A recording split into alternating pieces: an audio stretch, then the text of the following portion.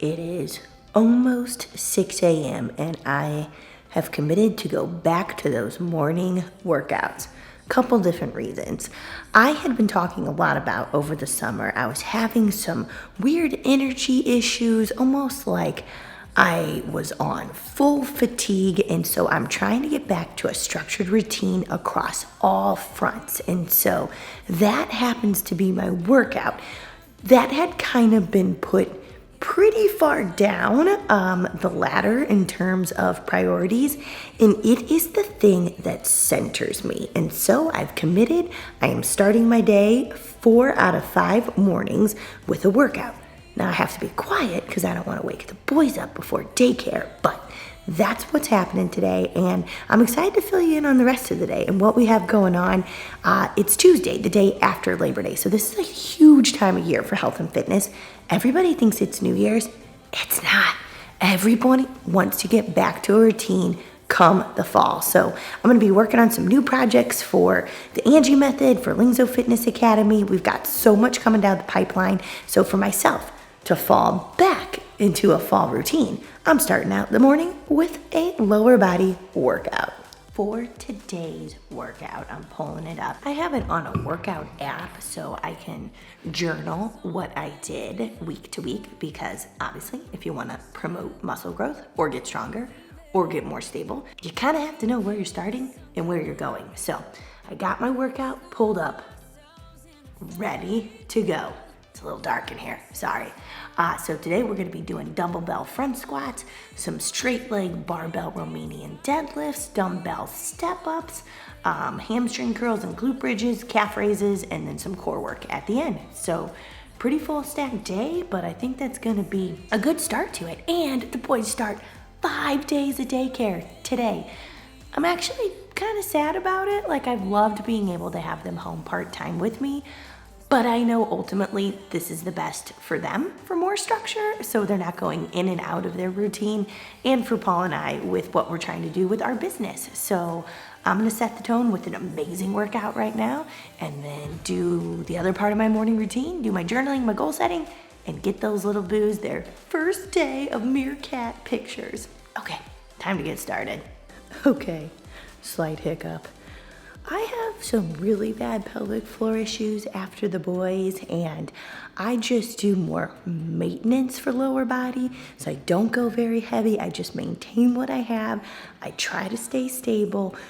Well, I hadn't lifted for a week, and I've been carrying the boys together a lot, so shifting my hips in really strange ways because they just want mommy. And I picked up my kettlebells, and I felt what my pelvic floor does, and it gave out on me. So I can already feel the muscles going like this everywhere around them. So I'm gonna be smart, and I'm not gonna do it today. And sometimes that happens, and I'll go on a walk later, and a lot of mobility and stretching. So on to my morning routine it goes. Okay, so the day is officially underway. So the boys were so adorable. They walked into their new room, the meerkats, like champs. No tears. I was like, I'm sure this change in environment's gonna throw us, but nope. They were great little boys. They got to see some of their buddies from their old room, and now mom's at home just crushing it with work. I do have a little surprise for them though. They're obsessed with school buses right now, and there's gonna be a school bus pulling up to daycare that they converted into a gymnastics studio inside the bus. So they'll go get the boys and bring them out for gymnastics class every Tuesday. So they're gonna be so pumped when they see that bus and they get to go on and they get to play. They have like Velcro walls with rock climbing. They have rings, they have ball pits, mats. They're gonna be able to do like a handstand, they told me, in like, I don't know, a few months. Pretty impressive. So they're gonna be working out just like mommy and daddy. But now, on to what I'm working on. So I just did a live video in our free Facebook group. So with that, we were coming off of a holiday weekend, like I mentioned. And when that happens, people feel like they have lost structure, that they're starting over on Monday. Technically, Tuesday today, and they feel defeated because they go through this cycle where they binge and restrict, or restrict during the week, binge during the weekend, right? So they're eating all their clean foods, their single ingredient foods, they're getting in their workouts, they're getting good sleep all throughout the week, and then the weekend comes, especially on a 3-day weekend, and they feel like they just ate their face off, they drank a lot, they didn't sleep as much, maybe they didn't get their workout in, and they just come to the beginning of the week feeling like, I can't believe I have to start over again. And eventually, it's burnout. You're gonna stop doing it because you can't go through that cycle over and over again.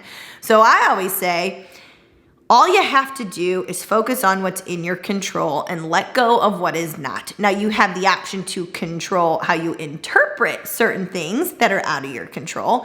But when it comes to like coming off of a holiday weekend, I always say first reflect on how you did. Like, how did you show up? Did you go in a plan with your food and your drink? Did you go in with a plan around movement and your sleep? All of your food basics and your non-food body basics. And so in the Facebook group, I was like, what can you do to get back on track today, but to not go through that cycle ever again? It's just focus on what's in your control. So over the weekend, my client group, we made a goal. We set step goals, we set hydration goals, and we set a goal around what we were gonna do with our nutrition plan. Some people chose like, hey, I wanna have macro targets and I wanna go in and I wanna hit them because I am in momentum and I am seeing massive changes in my physical self. I don't want to just be sabotage mode. Other people were like, hey, I'm not gonna have targets, but I'm still gonna track and stay consistent with the behavior for, putting my food into the app, to knowing how much I'm eating, to help me be mindful of bite, licks, and taste and things that are around that I might just grab usually, but since I'm tracking, that it might hold me more accountable. And other people choose option number 3, like, hey, I'm just gonna go in, I'm gonna be in the moment, I'm not gonna track, I'm gonna eat and drink what I want, but I know what to expect when I get back to my plan. What happens when you don't know what to expect?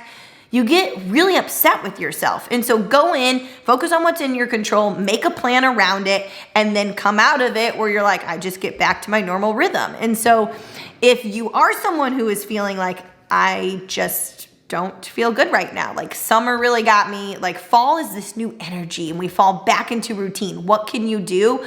I would highly, highly recommend setting a water goal because hydration is always readily available. And if you can stick to hitting it 5 to 7 days, you're gonna get a dopamine hit. And then you're gonna tell your brain, like, I'm serious about when I set goals, I actually go after them. I'm not just a goal setter. I set these goals and I never really follow through with them. I'm a goal getter, right? So set a water goal, set a step goal. That's easy. Like just having something to track like your steps, whether it's your phone, a watch, like a pedometer on your waistline. Know how many you're getting and increase that by 25% and then 50%. Set some goals for yourself that are realistic. So water, steps, and then as far as the nutrition goes, we just say create structure. Structure equals freedom. Structure equals flexibility. And so we call it like the hard reset where you're like, oh my goodness, everything just kind of went out the window. What do I do? I would highly recommend just eating the same breakfast, lunch, and snacks. Create some variety with your dinner to take the guesswork out of it, to take the mental bandwidth that you have to put into your food and your nutrition out of it so you can spend it on other things. I'm not saying you have to eat the same thing over and over again, but sometimes we just need the hard reset to feel like we're back in the game. So that's what I would say. Just set your step goal, your water goal, and your hard reset. You'll be right back to it. All right, now I got to get back to check-ins, and then I got a team meeting and some other stuff that needs to get done. But I cannot wait to hear how the boys like that bus. Isn't that really, really cool? All right, guys, back to it. Okay, there we go. Okay, I've been talking a lot about this ground turkey breast sausage that I make. And I love regular turkey sausage, but sometimes I'm trying to save on the fat a little bit. And I'm not really big into that like greasy, oily, taste on my tongue. And I like to keep my protein nice and high. So I buy ground turkey breast, but I know it can be dry. So I make my own version of it. Usually I have rosemary on hand. I forgot that. But today I did Italian seasoning, cinnamon, ground sage. That's what really makes it taste like sausage. red pepper flakes, kosher salt, and then the way that I keep it moist is Walden Farms syrup. So it's like a maple turkey sausage, and I'll have this at breakfast time in omelets. I might have it for lunch, which I'm gonna do today, on a bowl of jasmine rice with some fresh veggies, a little extra syrup, and some hot sauce. I sometimes do it with jasmine rice, the ground turkey breast, fresh strawberries, unsweetened coconut. I might have talked about this before, but anyway, I wanted to show you how simple and easy it was. You saw me. I'm just browning up the meat, adding my spices. No, I do not know how many spices I use. I'm a till it looks about the right way that I want it to taste. So quick and easy protein prep that you can do. It would taste really good on sweet potato hash too with eggs. So give it a try. That took me like 2 seconds to prepare. Ground turkey is done, which will be my lunch when I get back. So I'm gonna get my steps in and do some walk and talk check-ins with some clients, listen to some continuing ed, and walk up to the office to see Paul. We're down to 1 car right now because, you know, it's hot right now to sell used cars. So we sold the 4Runner, but Paul has something in production, which I'm pretty excited for him. So then once it's ready, we'll have 2 cars again. So I'm gonna walk up to the office. We're back to being able to podcast together, which I'm super pumped about. So we're gonna do podcast. We're gonna have a marketing meeting with one of our coaches, and then I'll get the second part of my walk in and back for the rest of the day. So as you know, I tweaked my back this morning. Seriously, I just keep having setbacks, but I persevered. I did a lot of mobility. I did a lot of stretching. So what I realized when I go into these back spasms, like my pelvic floor rotates. And when that happens and it locks up, it will lock up all the muscles around in my glutes, my hip flexor, my IT band, my piriformis, all of it. And so I did a lot of foam rolling. And then anti-extension, you know where you put that big, like, whoa, I shouldn't do that right now with my back, that sway in your back. Like sometimes you want to be out of extension. Like if you're in a plank, you're out of it. That's when like your hips are glued to your rib cage so there's no dip in your lower back. Well, when this happens to me, it feels good to be in extension. So I did like that chirp wheel thing and laid into it. And so that was that.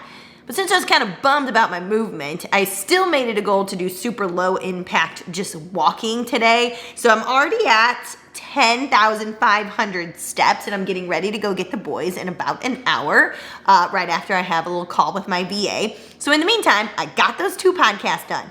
If you haven't checked out Paul's podcast, it's actually pretty good. I'm not just saying that because it's my husband. He just has a way of thinking about things that are absolutely amazing. So today we did how to understand seasons of life around your fitness. We're going to do a follow-up next week, seasons of life around lifestyle. But I think a lot of us get hung up on doing our fitness the same as we did in our teen years. Maybe you were an athlete, to early 20s, to early 30s. And as life changes, your fitness might change a little bit too because your work demands, your family demands, things might become different priorities. And like mine has always been recently about just staying stable in my body with little risk to injury. And clearly I'm still a work in progress. So check that one out. The other one we did was triggers.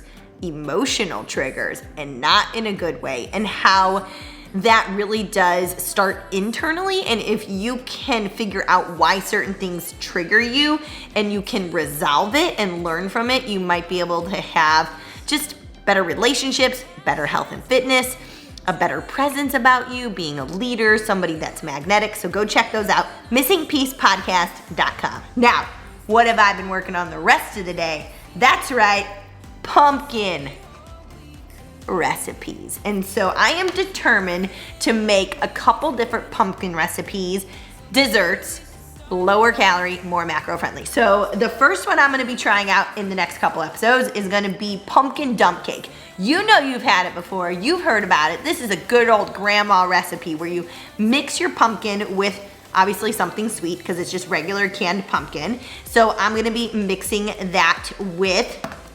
Swerve brown sugar and Walden Farms maple syrup, pumpkin pie spice, that kind of stuff. And then I'm manipulating it to get the calories and the carbs down per serving. So I'm still gonna use yellow cake mix, but I might do a mix of this with vanilla protein powder, maybe snickerdoodle powder, and then I'm gonna do, I can't believe it's not butter light for the butter topping. So remember, it's like the pumpkin filling base with the cake just sprinkled on top, then the butter to make this delicious topping, and then I'm gonna sprinkle even more of the brown sugar on top.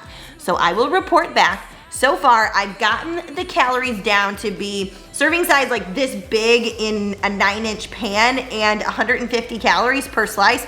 That's pretty good. You should go check out like what the real deal is. Then I'm also working on a protein powder, vanilla or snickerdoodle with peace signs. I haven't decided yet.